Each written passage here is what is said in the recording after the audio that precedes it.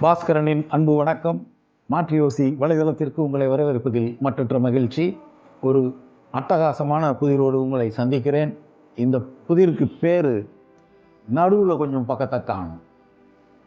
ஒரு புத்தகம் இருக்குது. அந்த புத்தகத்தினுடைய மொத்த பக்கங்கள் 674.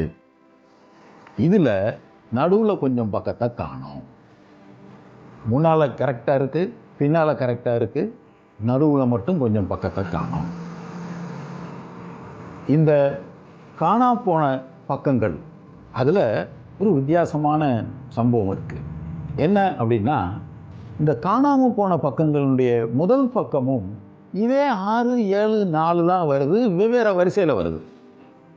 கடைசி பக்கத்தை பார்த்தோம்னா, காணாமல் போன பக்கங்களுடைய கடைசி பக்கத்தை பார்த்தோம்னா அதுவும் இந்த 6, 7, 4 இதே இலக்கங்கள் தான் வருது, வேற வரிசையில் இருக்கு. இதுதான் நமக்கு கொடுத்துருக்கக்கூடிய குழு. அப்போ எத்தனை பக்கத்தை காணும், எந்தெந்த பக்கங்கள் காணும் அப்படிங்கிறது கேள்வி. வித்தியாசமான புதிர் பார்த்தீங்களா? எப்படி நம்ம இதை ப்ரொசீட் பண்ணி போகிறது அப்படின்னா, மொத்தம் 674 பக்கம் இருக்கட்டும். காணாமல் போன பக்கங்களுடைய முதல் பக்கமும் கடைசி பக்கமும் இந்த 6, 7, 4 வெவ்வேறு வரிசையில் வருது. முதல்ல இந்த 6, 7, 4 இலக்கங்களை வச்சு வரக்கூடிய வெவ்வேறு எண்களை எழுதிடுவோம்.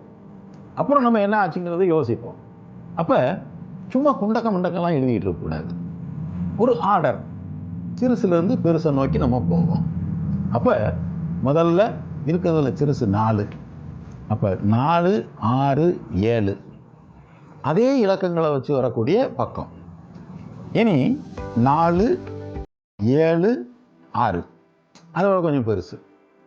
அடுத்தது 6, 6ல் ஆரம்பிப்போம். சிறுசு 4, 6, 4, 7. அடுத்து 6, 7, 4.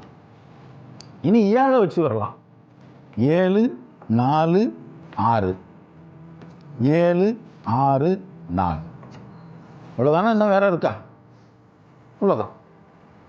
ஸோ 1, 2, 3, 4, 5, 6 நம்பர் நம்ம எழுதியிருக்கோம். இதில் ஒரு நம்பர் தான் காணாமல் போன பக்கங்களுடைய முதல் பக்கம். இதில் ஒரு நம்பர் தான் காணாமல் போன பக்கங்களுடைய கடைசி பக்கம்.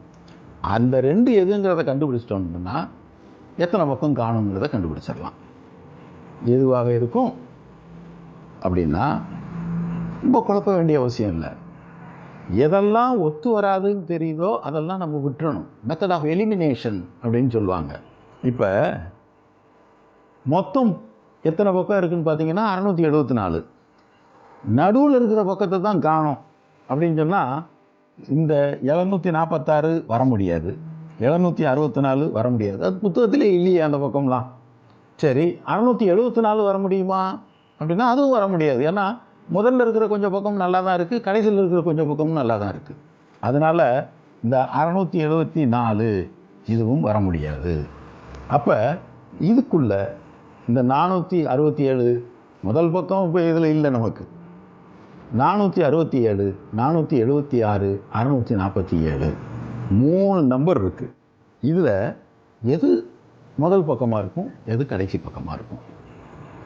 467 476 இருக்குமா? அல்லது 467 647 இருக்குமா?